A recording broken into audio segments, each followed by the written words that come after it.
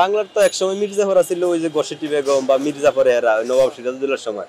আর বর্তমানে সবচেয়ে সেরা মির্জাফরই সার্জিস আলমরা। কেন? আমি বহুত ছবি দেখছি, মনে হয় এই যে সাদ্দাম হাসান কেন্দ্রীয় ছাত্রলীগ সভাপতি, ওর সাথে পাশাক হাসিনার পাশে।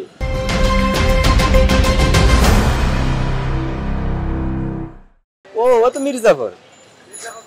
ধরেন এই বাংলার তো একসময় মির্জাফর ছিল, ওই যে গোশেটি বেগম বা মির্জাফর এরা নবাব সিরাজউদ্দৌলার সময়। আর বর্তমানে সবচেয়ে সেরা মির্জাফরই সার্জিস আলমরা। কেন? আমি বহুত ছবি দেখছি, মনে হয় এই যে সাদ্দাম হাসান কেন্দ্রীয় ছাত্রলীগ সভাপতি, ওর সাথে পাশাক হাসিনার পাশে। মানে এর লিগেই আসলে বোঝা যায় যে স্পষ্ট এরা একটা মানে এই আমলের মির্জাফর। ঠিক আছে, আমি ধরেন অত্যাচারিত হইতাম, ঠিক আছে, আমি একটা দল করে অত্যাচারিত হমু, বিএনপি অত্যাচারিত হয় না? তো বিএনপি কি আড়াল করে আছে এত বছর?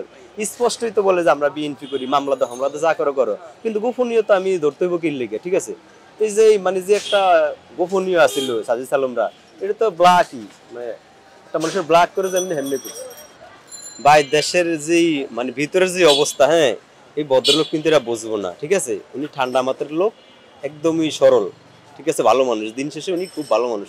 কিন্তু দেশের যে প্যাচ গোছ, হ্যাঁ, এগুলা কিন্তু হাইরিয়া ওঠার মতন এই লোকটা দ্বারা সম্ভব হবে না।